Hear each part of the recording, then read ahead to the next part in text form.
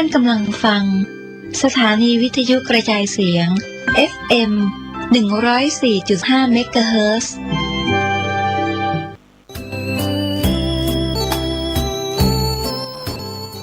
งานทำบุญฉลองกุฏิสงฆ์โฮงหลวง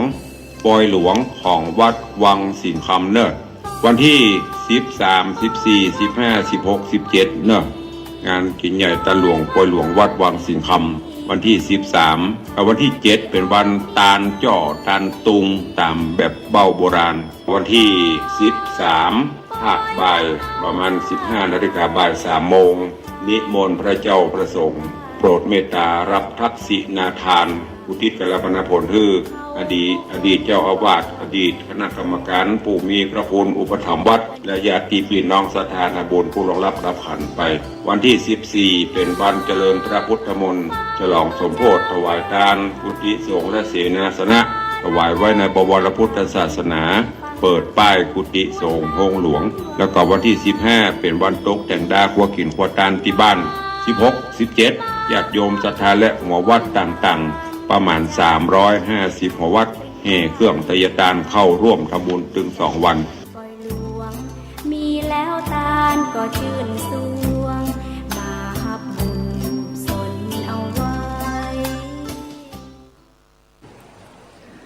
ขอกราบถวายความนอบน้อม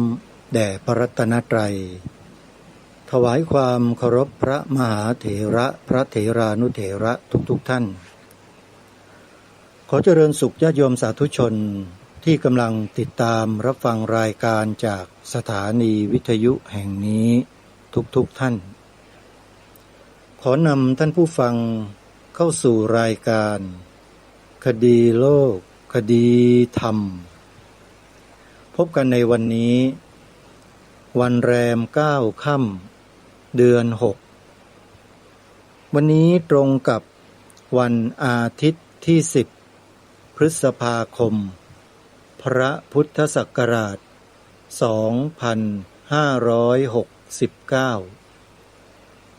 รายการคดีโลกคดีธรรมมีให้ท่านผู้ฟังติดตามรับฟังเป็นประจำทุกวันทางสถานีวิทยุพระพุทธศาสนาแห่งชาติคลื่นต่างๆท่านผู้ฟังสามารถติดตามรับฟังรายการนี้ได้ผ่านช่องทางโทรศัพท์มือถือทาง YouTube ทาง Facebook ทางเว็บไซต์ซึ่งมีอยู่หลายช่องทางโดยเฉพาะทางโทรศัพท์มือถือนั้นสะดวกที่สุดเพียงท่านดาวน์โหลดแอปพลิเคชันวิทยุพุทธศาสนาทั่วไทยไว้ในโทรศัพท์ท่านก็สามารถเปิดรับฟังรายการคดีโลกคดีธรรมตามเวลาที่ออกอากาศได้ซึ่งรายการนี้ออกอากาศ6 เวลาแต่ต่างสถานีกันบางสถานีออกรายการคดีโลกคดีธรรม9 นาฬิกาบางสถานีก็10 นาฬิกาและบางสถานีก็11 นาฬิกา13 นาฬิกา17 นาฬิกาและเที่ยงคืนหรือตี 1รวมทั้งสิ้น6 เวลาท่านสาธุชนจะต้องทราบว่าเวลาไหนออกอากาศสถานีใดจึงจะสามารถเปิดรับฟังได้อย่างถูกต้องซึ่งทางรายการก็เคยประกาศแจ้งให้สาธุชนได้ทราบไปแล้วหลายต่อหลายครั้งก็คงจะได้จดกันไว้เรียบร้อยแล้วสะดวกเวลาไหนก็เปิดฟังเวลานั้นได้เลยสำหรับในช่วงนี้ครูบาอาจารย์ของเราแต่ละรูปแต่ละท่านก็ยังคงอยู่กับกิจการงานพระศาสนากันหลายเรื่องหลายประการใครที่อยู่ในระหว่างงานก่อสร้างอาคารถาวรวัตถุก็จะลำบากกันหน่อยเพราะว่าเข้าสู่ช่วงฤดูฝนกันแล้ว ก็ต้องขอให้ระมัดระวังในเรื่องของกระแสไฟฟ้าในเรื่องของลมในเรื่องของพายุฝนที่จะตกลงมาในช่วงต้นฤดูเห็นทางกรมอุตุเตือนมาว่าจะมีพายุฤดูร้อนที่ยังคงมีปะปนมาอยู่กับฝนฟ้าอากาศก็ขอให้ระมัดระวังกันส่วนเรื่องของปัจจัยที่จะนำมาเป็นองค์ประกอบในการก่อสร้างงานถาวรวัตถุต่างๆนั้นก็ขึ้นอยู่กับบรรดาญาติโยมสาธุชนว่ามีกำลังเพียงพอมากน้อยหรือไม่อย่างไรเพราะพระสงฆ์เรานั้นมีหน้าที่ทำแต่ญาติโยมมีหน้าที่สนับสนุนจึงขึ้นอยู่กับญาติโยมเรานั่นแหละโยมว่าจะช่วยกันส่งเสริมสนับสนุนกันได้มากน้อยหรือไม่อย่างไร งานก็จะแล้วเสร็จหรือไม่แล้วเสร็จตามแรงสนับสนุนเหล่านั้นเราก็ทำกันมาแบบนี้เป็นเวลาช้านานมาแล้วท่านผู้ฟังถ้าวัดวาอารามใดมีทายกมีทายิกาที่มีเรี่ยวแรงมีกำลังพอก็จะสามารถสนับสนุนส่งเสริมให้วัดวาอารามนั้นได้จัดได้ทำได้สร้างอะไรต่อไม่อะไรได้แล้วเสร็จสมบูรณ์ได้โดยไม่ยากแต่ถ้าวัดวาอารามใดไม่มีญาติโยมที่มีกำลังมีชาวบ้านหาเช้ากินค่ำงานสร้างถาวรวัตถุแต่ละสิ่งแต่ละอย่างนั้นก็เสร็จไม่ได้ใช่ง่ายๆนะกว่าจะเสร็จกันได้ก็ใช้เวลากันนานพอสมควรแต่ก็เสร็จเหมือนกันโยมแต่มันไม่ทันที่จะใช้งานเท่านั้นเองนะฮะอันนี้ก็ขึ้นอยู่กับสถานะและความศรัทธาของญาติโยมสาธุชนทั้งสิ้นพระสงฆ์มีหน้าที่คอยกำกับคอยดูแลคอยรักษาสิ่งที่ญาติโยมได้ร่วมกันจัดร่วมกันสร้างนี้ให้คงสภาพอยู่ให้ดีที่สุดคอยเก็บกวาดเช็ดถูทำความสะอาดซ่อมแซมบูรณะแต่งเติมให้ดูดีอันนี้คือหน้าที่พระสงฆ์นะก็ถือว่าร่วมด้วยและช่วยกันญาติโยมนะอาตมาภาพเองก็ดีพระครูศรีอุดมวงศ์พระครูอุดมวรานุวัตรวัดศรีอุดมวงศ์ท่านพระครูจริยสารธรรมถึงแม้ว่าท่านจะมรณภาพไปแล้วแต่ชื่อท่านยังอยู่โยมยังอยู่ในหัวใจทุกคนนั่นแหละนะที่เอ่ยนามมานี้เป็นต้นนะเป็นต้นนะที่กำลังก่อร่างสร้างถาวรวัตถุกันอยู่และที่หนักที่สุดและต้องใช้งบประมาณมากที่สุดณเวลานี้ก็คือมหาอุโบสถวัดป่าจริยธรรมพร้อมด้วยพระประธานองค์ใหญ่ที่มีนามว่าพระพุทธจริยธรรมซึ่งพระครูนิรุตนั้นมีความตั้งใจมากในการจัดสร้างถาวรวัตถุทั้งสองส่วนนี้ให้แล้วเสร็จญาติโยมสาธุชนทั้งหลายที่มีกำลังนะโยมนะอาตมาภาพบอกบุญญาติโยมให้ช่วยสนับสนุนส่งเสริมในงานก่อสร้างมหาอุโบสถวัดป่าจริยธรรมและพระพุทธจริยธรรมพระประธานประจำมหาอุโบสถให้แล้วเสร็จกันทีเถอะงานพระศาสนาที่จะเป็นประโยชน์อย่างกว้างก็จะได้เกิดขึ้นณสถานที่แห่งนี้เสียทีไม่เช่นนั้นก็ยังคงคาราคาซังกันอยู่อย่างนี้นี่แหละโยมยังไงถ้าหากว่าท่านใดสนใจที่จะร่วมทำบุญสร้างมหาอุโบสถและพระประธานประจำมหาอุโบสถก็ติดต่อไปที่วัดป่าจริยธรรมได้เลยญาติโยม หมายเลขโทรศัพท์ก็089 099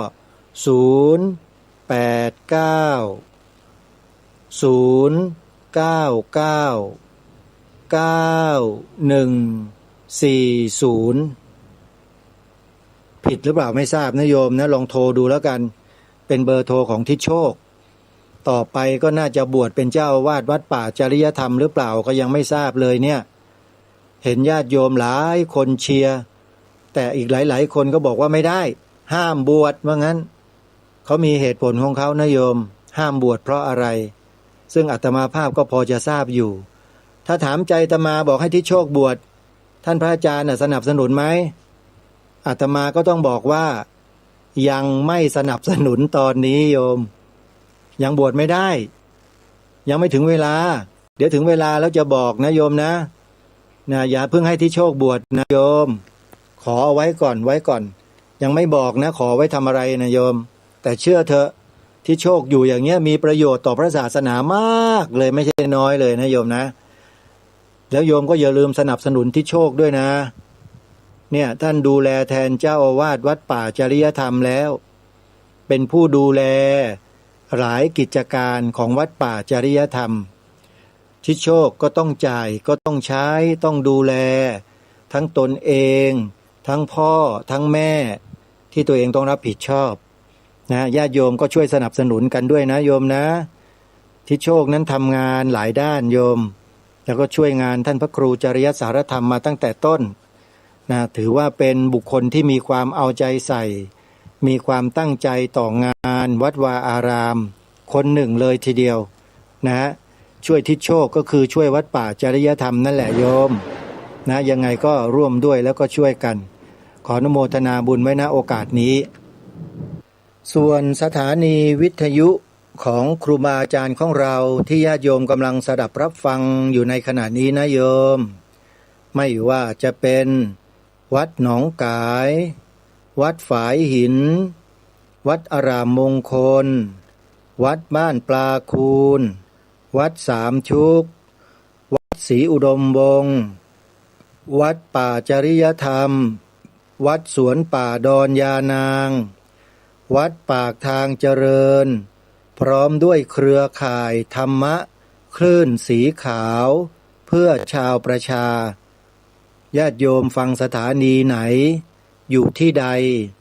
ให้ญาติโยมบริจาคปัจจัยค่ากระแสไฟฟ้าช่วยเหลือครูบาอาจารย์วัดนั้นๆด้วยนะโยมนะเพราะว่าสถานีวิทยุแต่ละสถานีนั้นต้องใช้กระแสไฟฟ้าเดือนหนึ่งไม่ใช่น้อยเลยค่ากระแสไฟนั้นตกประมาณ10,000 ถึง 20,000 กว่าบาทซึ่งถ้าเราช่วยกันคนละไม้คนละมือมันก็จะเบาแรงลงเหมือนกับเรายกต้นไม้ใหญ่ๆถ้าเรายกกันคนเดียวมันหนักไหมโยม2 คนล่ะมันก็ยังหนักใช่ไหม10 คนละโยมเบาลงถ้า20 คนละโยมเบามากแล้วถ้า100 คนละโยมนิ้วเดียวช่วยกันก็ยกขึ้นแล้วใช่ไหมโยมฉันใดก็ฉันนั้นงานส่งเสริมสถานีวิทยุถ้าเราที่ฟังรายการอยู่ทุกคนนะโยมช่วยกันคนละไม้คนละมือ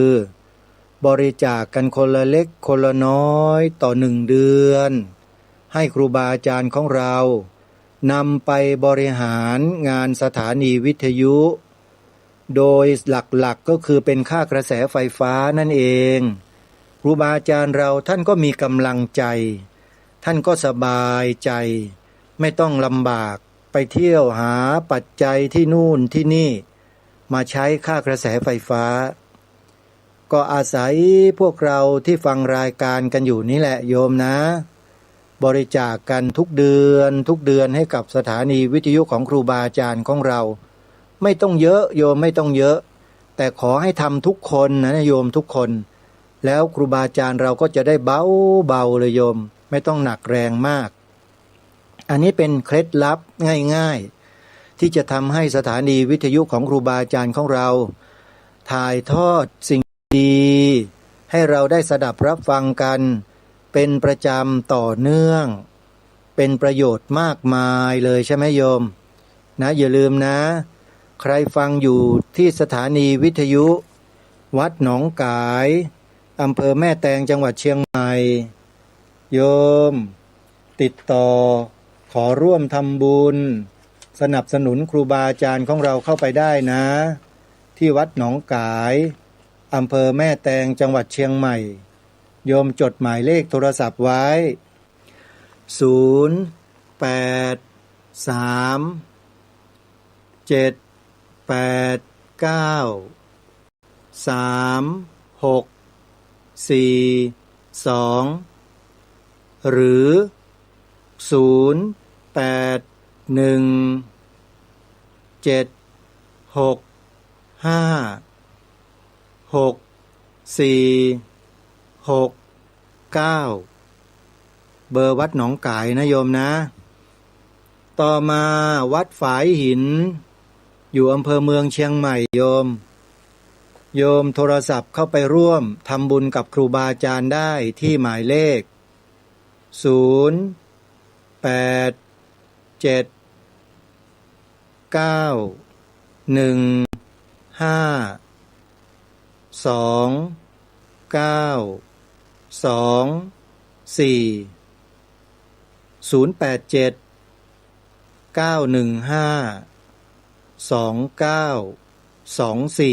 วัดฝายหินนะวัดบ้านปลาคูนอำเภอโพนทรายจังหวัด101นี่ก็อีกสถานีหนึ่งที่รายการคดีโลกคดีธรรมนะขอให้ญาติโยมได้ร่วมด้วยช่วยกันบริจาคค่ากระแสไฟฟ้าให้กับครูบาอาจารย์เบอร์โทรศัพท์ของวัดบ้านปลาคูน081-183-9690นะต่อมาวัดสามชุกอยู่ที่อำเภอสามชุกจังหวัดสุพรรณบุรีญาติโยมที่ฟังรายการธรรมะจากสถานีวิทยุวัดสามชุกไม่ว่าจะอยู่ในบางอำเภอของจังหวัดอ่างทองจังหวัดพระนครศรีอยุธยาจังหวัดสุพรรณบุรีญาติโยมฟังแล้วได้ประโยชน์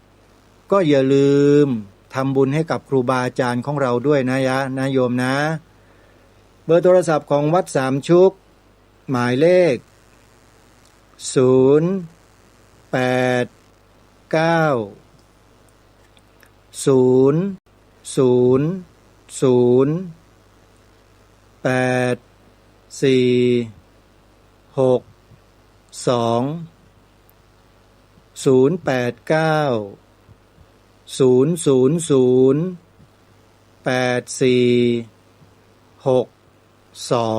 อันนี้เป็นวัดสามชุกนะต่อมาวัดศรีอุดมวงศ์วัดนี้เจ้าอาวาสมีความขยันขันแข็งในทุกด้านเลยไม่ว่างานอะไรก็แล้วแต่เจ้าอาวาสวัดศรีอุดมวงศ์พระครูดมวรานุวัตรรูปนี้นะโยมอาตมาภาพรู้จักกันดีแล้วเห็นฝีมือในการทำงานของท่านแล้ว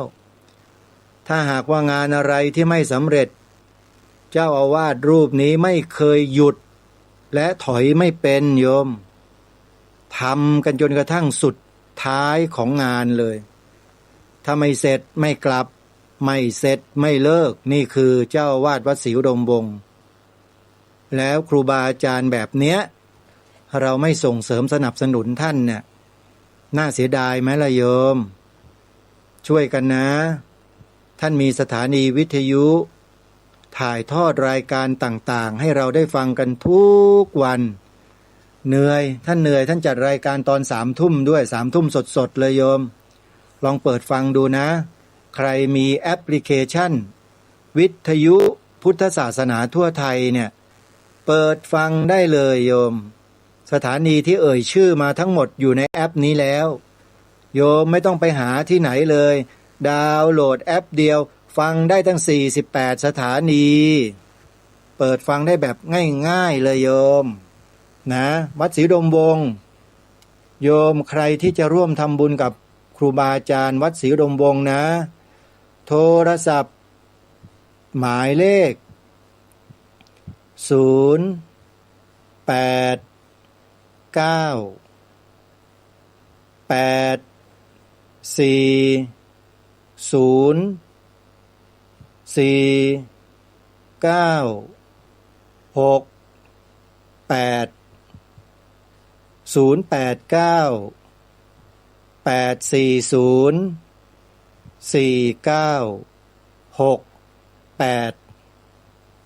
อีกวัดหนึ่งญาติโยมเมื่อกี้ไม่ได้บอกเบอร์โทรศัพท์บอกแล้วแต่ไม่รู้ว่าถูกต้องหรือเปล่า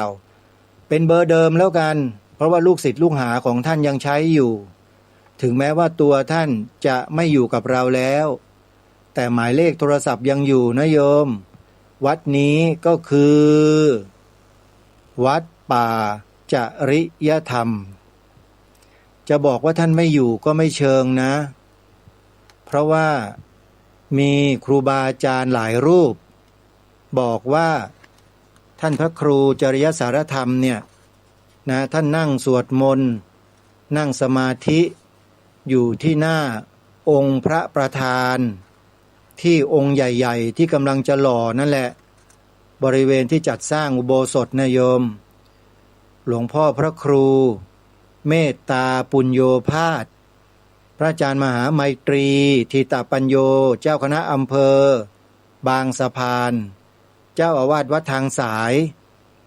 ท่านได้บอกเล่าให้กับครูบาอาจารย์เพื่อนสหธรรมิกภิกษุสามเณรได้ฟังหลายต่อหลายรอบบอกว่าเนี่ยกุมารทอง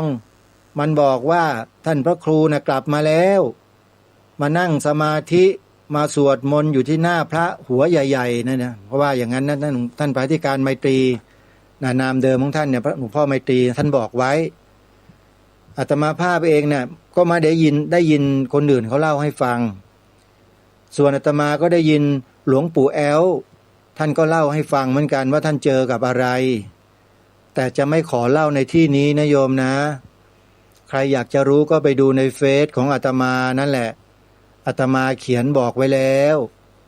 นะใครที่ยังไม่ทราบก็ไปดูเด้อโยมใน Facebook ส่วนตัวของอาตมานั่นน่ะ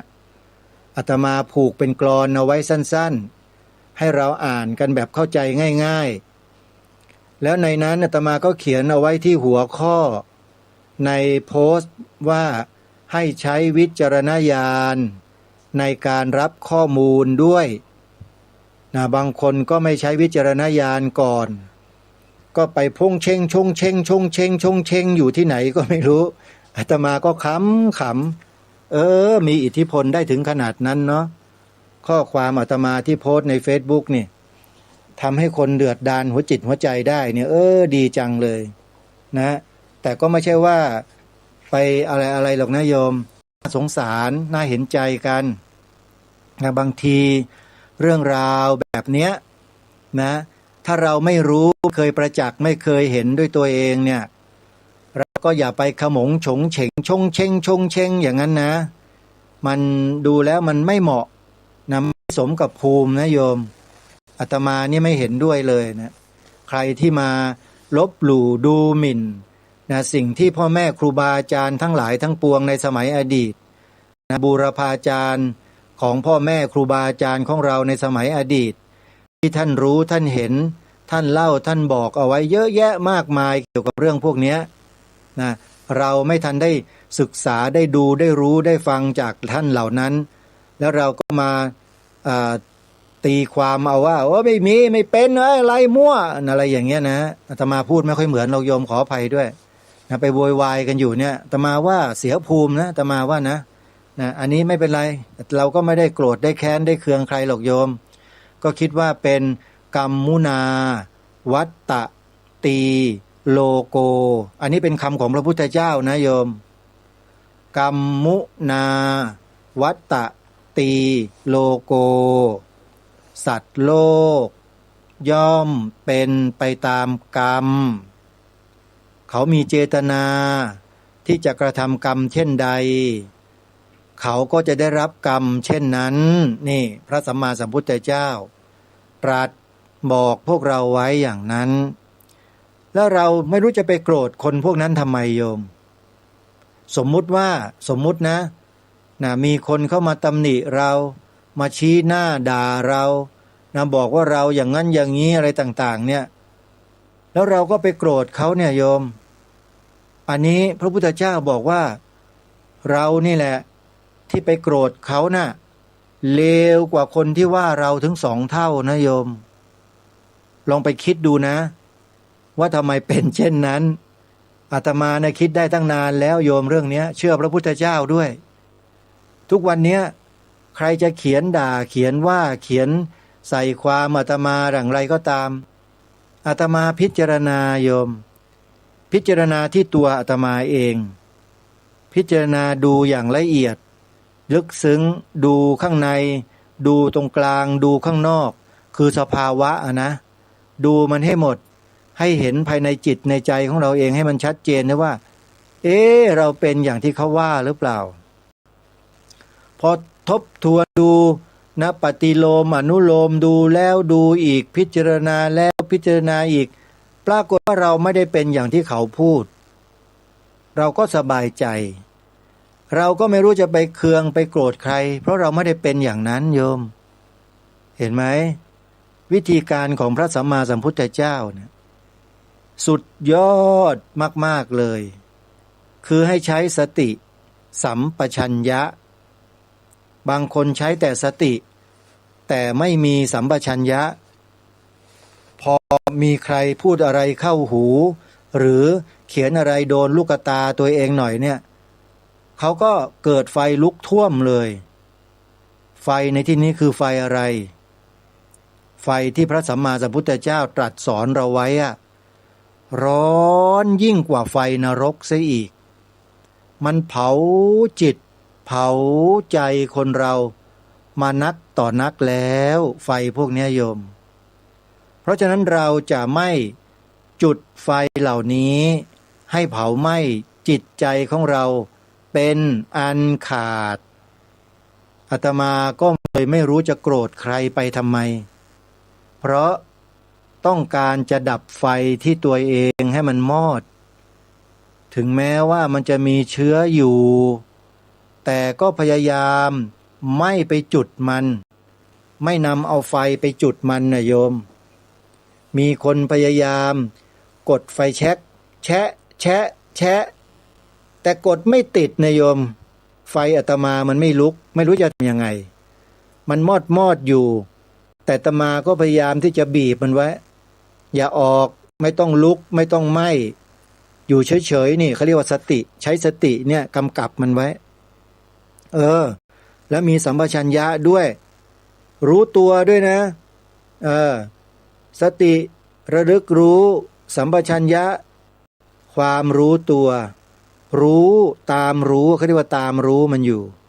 ไอ้ไฟเหล่านี้มันเป็นยังไงเนาะรู้จักมันแล้วศึกษาเรียนรู้ดูมันมา30 กว่าปีโยมอาตมาเนี่ยเฝ้าดูมันเนี่ยฝึกษาเรียนรู้มันเฝ้าดูมันข่มมันบางทีก็เอามีดฟันหัวมันบ้างเวลามันโผล่มาอาตมาก็สับถ้ามันเละเลยนะไอ้พวกไฟที่อยู่ในใจเรานี่แหละไฟแห่งราคะไฟแห่งโมหะโดยเฉพาะไฟ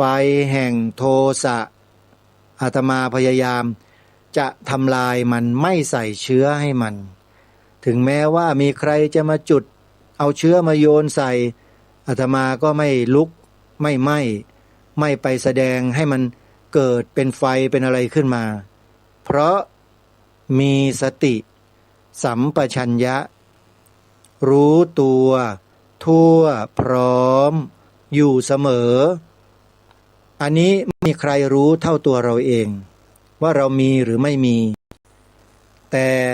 สิ่งที่เราบอกเรากล่าวเราพูดไปเนี่ยโยมเราทำอยู่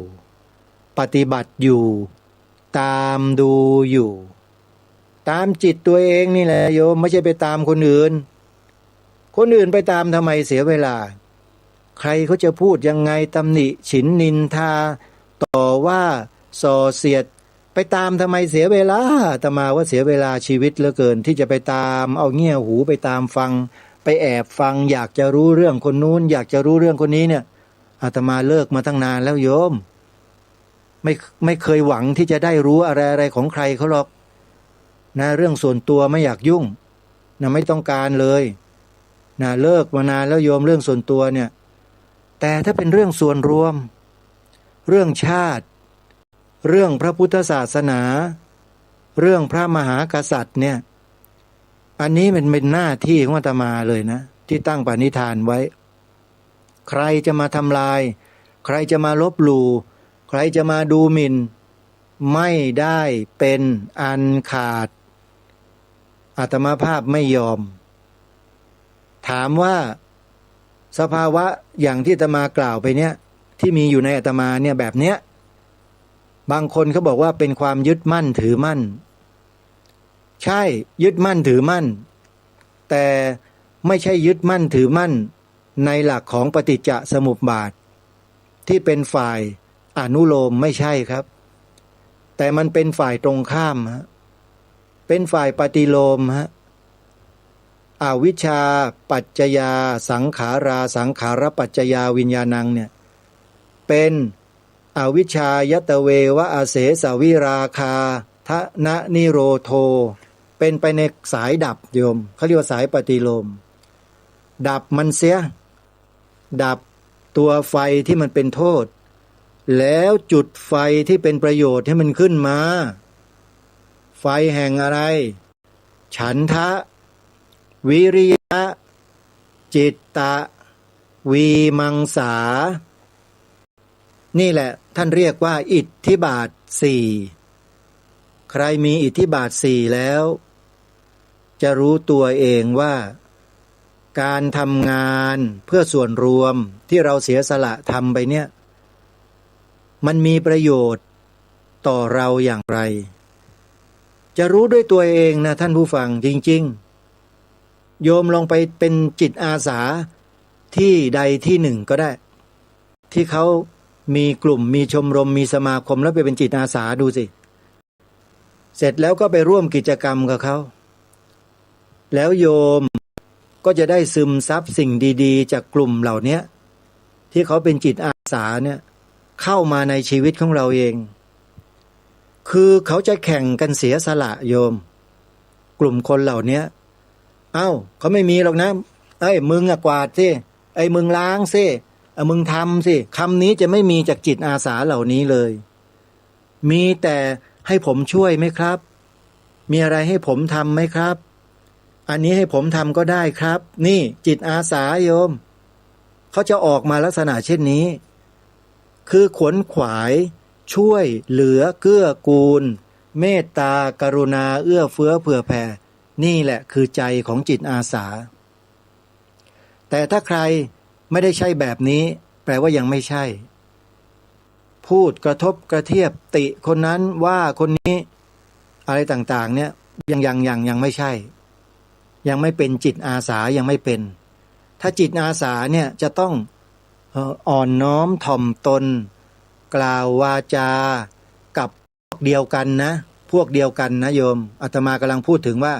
กล่าวกับพวกเดียวกันเนี่ยต้องกล่าวแบบมีสัมมาคารวะอ่อนน้อมถ่อมตนแสดงออกถึงจิตที่เมตตากรุณาเอื้อเฟื้อเผื่อแผ่เสียสละแต่ถ้ากล่าวกับบุคคลอื่นๆที่ไม่ใช่กลุ่มคนเดียวกันกับตัวนับถือลัทธิไม่ใช่อย่างเดียวกันกับตัวแล้วมีการกระทำที่ไม่เหมาะไม่ควรเนี่ยอันนั้นอีกเรื่องหนึ่งว่าไปเถอะว่าไปตามเหตุตามผลตามปัจจัยที่ควรจะว่าเพื่ออะไรล่ะไม่ใช่ไปด่าเขาแต่ป้องปรามเขาไม่ให้ทำความชั่วการทำความชั่วเนี่ยถ้าทำในระดับส่วนตัวมันก็เป็นชั่วเล็กๆเฉพาะตัวถูกไหม แต่ถ้าทำความชั่วในระดับประเทศทำความชั่วในระดับทำลายชาติบ้านเมืองตัวเองทำลายพระศาสนาของชาติตัวเองเนี่ยอย่างนี้แหละคือการทำชั่วที่ยอมไม่ได้ในฐานะที่เราเป็นจิตอาสาเราต้องมีปัญญาด้วยไม่ใช่เป็นจิตอาสาแบบทึมๆโง่ๆที่ไม่รู้อะไรเลยอย่างนี้มันก็ใช้ไม่ได้ถูกหลอกไปตลอดแหละเป็นจิตอาสาเสียสละและต้องมีปัญญาฉลาดเฉลียวฉลาดอย่างเดียวไม่ได้ต้องเฉลียวด้วยไอ้คนนี้ใช้ฉันประจำเลยแล้วพูดจาก็ดีคนนี้แหมอย่างงู้นอย่างนี้แต่พอรับหลังนะไปกระทำอีกแบบหนึ่งมีคนมากระซิบบอกเราก็ยังไม่เชื่อต้องตามดูวิเคราะห์เชิงประจักษ์ดูซิไอ้สิ่งที่เขากล่าวเขาพูดเขาแสดงเขาทำอยู่นั้นจริงตามที่มีคนเขากล่าวไหมคนที่เราเคยศรัทธาเคยเชื่อถือเขามาเป็นหัวหน้าจิตอาสาอย่างงู้นอย่างนี้สมมุตินะครับนี่เป็นเรื่องสมมุตินะลองดูซิก็ตามดูเถอะจริงหรือเปล่าปรากฏว่าผลงานออกมาชัดเลยเขาทำลายความมั่นคงของชาติบ้านเมืองจริงๆด้วยวิธีแบบนี้โดยที่คนทั่วๆไปก็ไม่เคยสังเกตแล้วก็ไม่เคยรู้แล้วก็ไม่ทราบทำไมไม่รู้ไม่ทราบ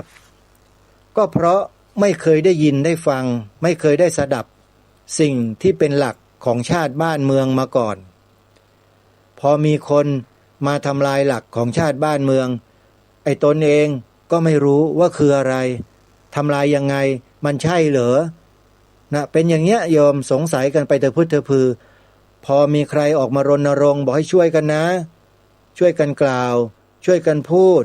ประโยคแบบนี้นะในโอกาสใดก็ได้ถ้ามีโอกาสช่วยกันพูดหน่อยนะปรากฏว่าเฉยกันหมดไม่เอาอะไรเลยไม่สนเลยเงียบนี่แหละเขาเรียกว่าความไม่รู้เมื่อไม่รู้ก็ไม่ทำที่ไม่ทำก็เพราะไม่รู้ขนาดบอกแล้วยังไม่รับรู้กันเลยรู้แล้วก็ยังเฉยกันต่ออันนี้เขาเรียกว่าสภาวะของอะไรจิตอาสาหรือเปล่าคนแบบนี้เป็นคนจิตอาสาไหมท่านผู้ฟังอันนี้อาตมาไม่ได้ว่าใครแต่ถามให้ทุกคนได้ตอบแล้วทุกคนก็จะทราบเองว่าใครเป็นอย่างไรแบบไหนทำไมและหาคำตอบได้แล้วทุกคนก็จะตัดสินใจตัวเองได้ว่าเราจะเป็นจิตอาสาแบบใดดีแบบนั้นหรือว่าแบบนี้ทุกคนก็เลือกกันได้ถ้าแบบนั้นก็จะไปแบบนั้นถ้าแบบนี้ก็จะไปแบบนี้นี่แหละเพราะฉะนั้นสาธุชนทั้งหลายในโลกเนี้ยเราเนี่ยถือว่าเป็นคนที่มีอิสระในทางความคิดความเห็นมากที่สุดสามารถที่จะแสดงออกได้พูดได้กล่าวได้โพสต์ได้เขียนได้อะไรได้หมดโดยที่ไม่มีความผิดถ้า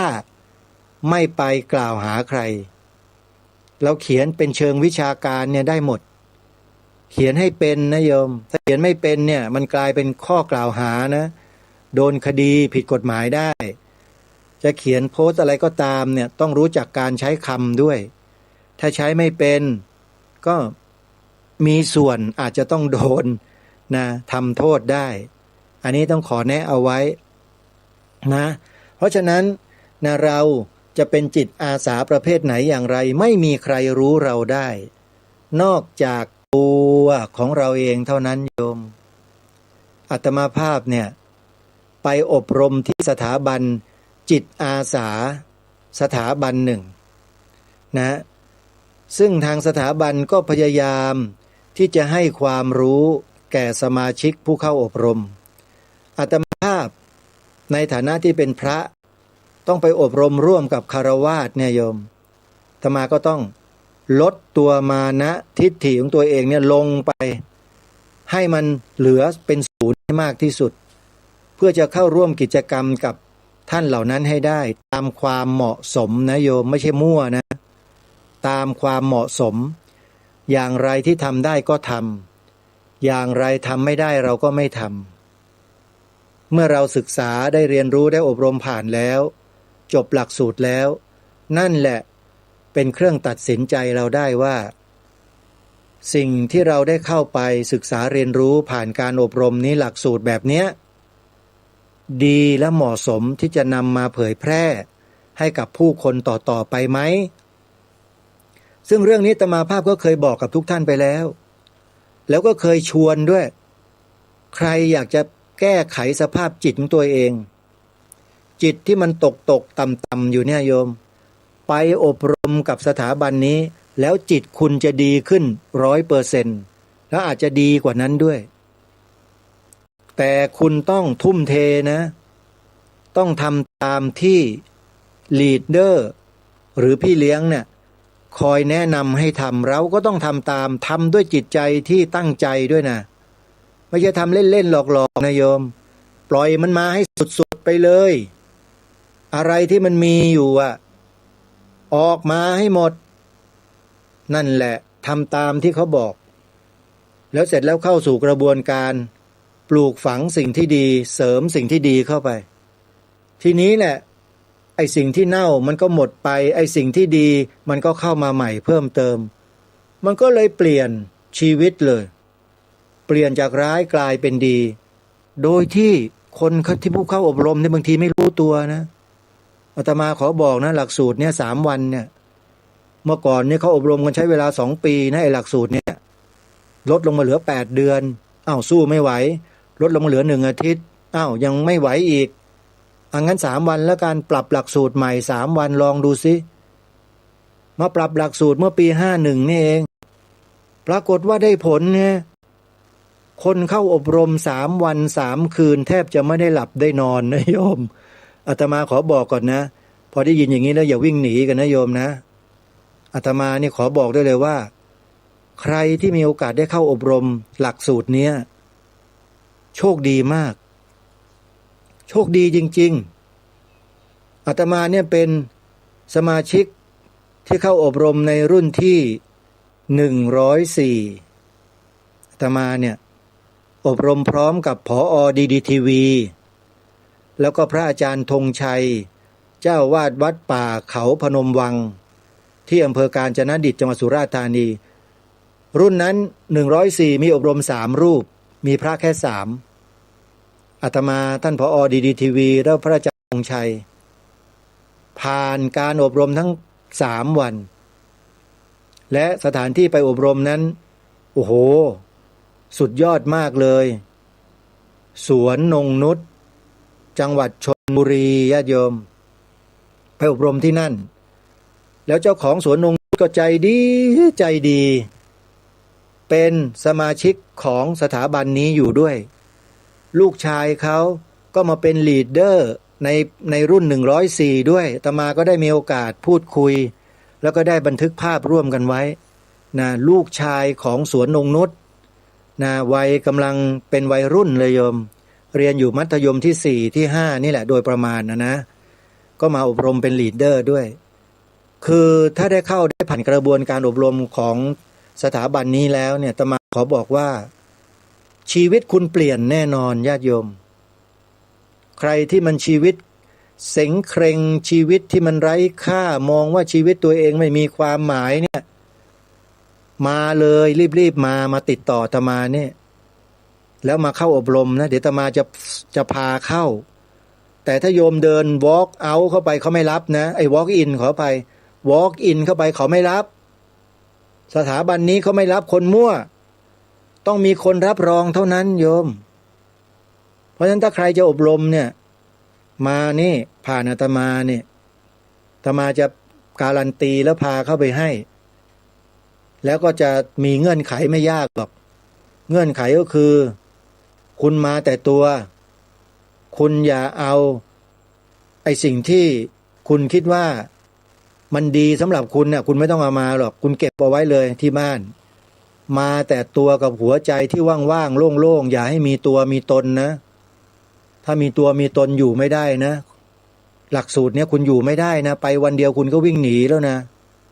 ฉะนั้นอย่าเอาตัวตนมาปล่อยตัวตนทิ้งไว้ที่บ้านให้หมดไอ้สิ่งที่มันไม่ดีไอ้สิ่งที่กักขละไอ้สิ่งที่คุณอะไรเนี่ยอย่าเอามาใช้ในการอบรมหลักสูตรนี้มันจะไม่สำเร็จหลักสูตรนี้รับเฉพาะแก้วน้ำที่ว่างเปล่าพร้อมที่จะรับน้ำอันบริสุทธิ์สดใสกลับเข้าสู่ชีวิตคุณเติมน้ำทางกลุ่มสมาชิกลีดเดอร์ทั้งหลายเนี่ยเขาจะเติมน้ำดีให้คุณเติมใส่ชีวิตคุณแค่3 วันนี่แหละแล้วคุณจะรู้ตัวของคุณเองว่าคุณมาไม่ผิดที่เลยขอบอกเลยนะท่านประธานสถาบันอาจารย์พ่อดร.ดรันเตชะโสพลวณิชเปิดทางให้อาตมาภาพนำบุคคลเข้ามาอบรมได้เลยให้โควต้าไว้ด้วยใครที่กำลังเศร้ากำลังมีความเศร้าซึมจิตตกมีความทุกข์ทรมานจิตใจหาทางออกให้กับชีวิตไม่ได้มาโยมไปนั่งฟังธรรมะเนี่ยมันไม่พ้นหรอกโยมเพราะจิตใจโยมยังเข้าไม่ถึงนี่มาผ่านกระบวนการอบรมเนี่ยอบรมที่สถาบันนี้เนี่ยสถาบันที่มีชื่อว่า GTO Academy สถาบันศาสตร์แห่งความสุขและความสำเร็จชื่อน่าสนใจไหมทั้งความสุขทั้งความสำเร็จใครผ่านหลักสูตรนี้ครบ3 วันแล้วคุณจะได้ความสุขและความสำเร็จในชีวิตแบบไม่ต้องไปวิ่งแร่หาที่ไหนเลยและไม่ต้องเสียตังค์เท่าไหร่ด้วยค่ารถค่ารามาค่ากินค่าอยู่นิดหน่อยแต่ชีวิตเปลี่ยนจากร้ายกลายเป็นดีไม่เอาไงบอกให้ถึงขนาดนี้แล้วเนี่ยมานะใครสนใจบอกอาตมาเลยอาตมาจะพาเข้าไปเองมีคนสงสัยว่าจำกัดอายุไหมจำกัดวุฒิการศึกษาหรือเปล่าท่านอาจารย์พ่อดร.ดรันเตชะโสพลวณิชประธานสถาบันพูดจากวาจาของท่านเองเลยว่าตั้งแต่4 ขวบจนถึง90เข้าใจไหมเนี่ยโยมอายุ4 ขวบจนถึง90 ปีรับหมดทุกวัยอายุจำกัดวุฒิการศึกษาไหมไม่ต้องมีวุฒิการศึกษาอะไรก็มาอบรมได้บอกแล้วว่าขอให้มาด้วยหัวใจตั้งใจถ้าไม่ตั้งใจกลับไปอย่ามานี่คืออาจารย์พ่อดร.ดารันเพราะท่านต้องการช่วยคนไทยโยมอาตมาเป็นศิษย์เก่าสถาบันนี้ก็ต้องบอกกับญาติโยมอย่างนี้แหละนะจะไปพูดเชิญชวนเหมือนกับมากินอมยิ้มเงี้ยแต่มาเชิญชวนไม่เป็นหรอกโยมชวนมาเพื่อจะมาให้มาฝึกตัวเองมาขัดเกลาตัวเองในระยะเวลาสั้นๆมาพัฒนาตัวเองด้วยหลักสูตรระยะสั้นๆแบบทางลัดรวดเดียว3 วัน 3 คืนคุณจะไม่รู้ตัวว่าตัวคุณเปลี่ยนไปได้ยังไงจากคุณที่ไม่เคยคุกเข่าจากการที่คุณไม่เคยโอบกอดจากการที่คุณไม่เคยไหว้ใครไม่เป็นแสดงคำพูดขอบคุณไม่เป็นพอจบหลักสูตรแล้วไม่ต้องบอกเลยฮะไม่ต้องมีใครบังคับคุณจะทำโดยอัตโนมัติด้วยตัวของคุณเองเชื่อไหมไม่เชื่อมาพิสูจน์ได้มาภาพรออยู่นะโยมใครก็ได้เดี๋ยวอาตมาภาพจะแนะนำแล้วโยมก็ทำตามที่อาตมาภาพบอกนะรับจำนวนจำกัดนะต่อคอร์สนะโยมอาตมาให้ได้ไม่เกิน3 คนต่อคอร์สต่อครั้ง3 วัน 3 คืนจบแล้วคุณกลับไปเป็นคนใหม่ให้กับครอบครัวของคุณบ้านของคุณตำบลของคุณสามารถไปต่อยอดได้เลยเอาความดีนี่แหละไปสร้างไปทำให้เป็นที่ปรากฏและความดีนี่แหละ มันจะแพร่เชื้อกระจายเชื้อดีไปสู่ผู้อื่นโดยที่คนอื่นนั้นเขาจะเกิดความดีขึ้นมาจากการกระทำและคำพูดของเราเนี่ยขึ้นมาอีกเยอะเลยซึ่งตัวอย่างมีเยอะแยะเลยที่เขาอบรมจบไปแล้วไปทำสิ่งที่ดีๆให้เกิดขึ้นในบ้านในหมู่บ้านตำบลในอำเภอของเขาจนกลายเป็นที่รู้จักเป็นที่ยอมรับนะนี่คือหลักสูตรหนึ่งที่อาตมาภาพแนะนำนะโยมนะพระก็อบรมได้ครับไม่ได้ห้ามครับเพราะมันเป็นเรื่องของการพัฒนาบุคลิกภาพทั้งทางกายทางวาจาแล้วก็ทางใจของเราเพื่อให้เกิดมนุษย์สัมพันธ์ที่ดีกับเพื่อนมนุษย์ด้วยกันนะไอการติฉินนินทาว่าลับหลังอะไรต่างๆมันจะไม่เกิดขึ้นกับชีวิตของเราเลยเพราะเรามาเข้าใจชีวิตที่แท้จริงจากการที่เราเข้าอบรมหลักสูตรเข้มข้น3 วัน 3 คืนกับ GTO Academy สถาบันศาสตร์แห่งความสุขและความสำเร็จที่อาตมาภาพแนะนำเนี่ยเพราะอาตมาผ่านมาแล้วและได้ทำการศึกษาเรียนรู้โครงสร้างของหลักสูตรและสถาบันนี้มาอย่างละเอียดแล้วโยมขอบอกว่ารีบมาอย่าช้าเวลาไม่คอยนะโยมนะขอฝากไว้วันนี้เวลาหมดแล้วท่านผู้ฟังเดี๋ยวพรุ่งนี้พบกันใหม่ขอความสุขสวัสดีจะมีแด่ท่านผู้ฟังทุกท่านทุกคนเทินขอเจริญพร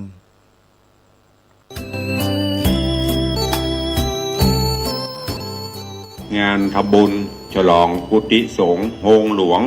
ปอยหลวงของวัดวังสิงห์คำเนอะวันที่13 14 15 16 17เนอะงานกินใหญ่ตาหลวงปอยหลวงวัดวังสิงห์คำวันที่13วันที่7เป็นวันตาลจ่อตาลตุงตามแบบเบ้าโบราณวันที่13ภาคบ่ายประมาณ 15 นาฬิกาบ่าย 3 โมงนิมนต์พระเจ้าประสงค์โปรดเมตตารับทักษิณาทานอุทิศกรพนผลคืออดีตเจ้าอาวาสอดีตคณะกรรมการผู้มีพระคุณอุปถัมภ์วัดและญาติปินสถานบุญผู้รองรับ